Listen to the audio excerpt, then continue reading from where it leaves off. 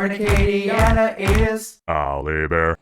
Alrighty, welcome back, gang. For those just joining us, the News 15 Today crew, we're getting coached up by Brandon Hunt. We're learning how to barbecue this morning, and we started with the biscuit test. We showed our viewers a little bit ago how this works. We showed our viewers the biscuits, but we never explained what the biscuit test was. So it's very helpful, actually. Very helpful. Brandon, explain to folks at home what the biscuits mean.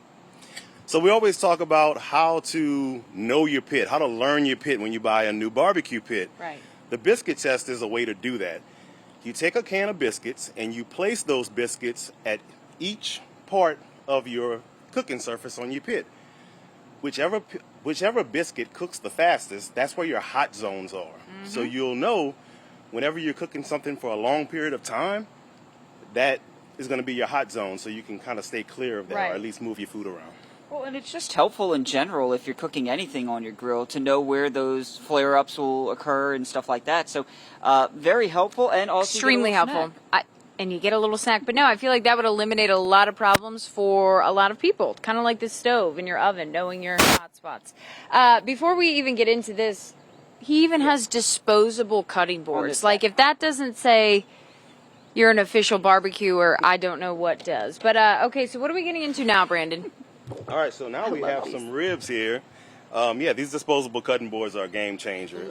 Again, I'm not using anything today that you can't get at your local stores. This comes from Academy.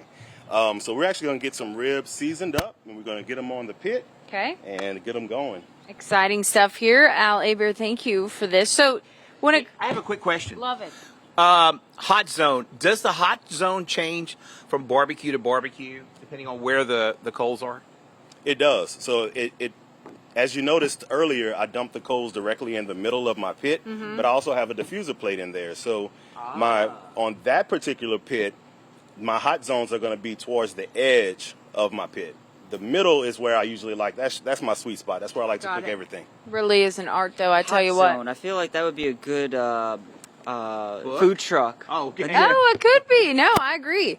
Okay, so we are going to season and get the ribs ready here. Anything specific when you're seasoning? Like, how does that work? What do you take into account? Yeah, so absolutely. Whenever you're seasoning anything, whether it's ribs, chicken, you always want to make sure that you get an even coat of your seasoning. You don't want to get a clump of something one place and then a clump other places and you're bare in another area. Okay. You want to make sure that you season very evenly. And the way that you're going to do that is, and we're going to demonstrate, is you want to come about 6 inches or a little bit higher and then get your even coat So across. we are going to fully demonstrate and be able to show folks at home, so you'll want to stay tuned when we return. So we're gearing up. I can't It's going to wait, be great. Alex, we got to talk about the forecast after this. We do.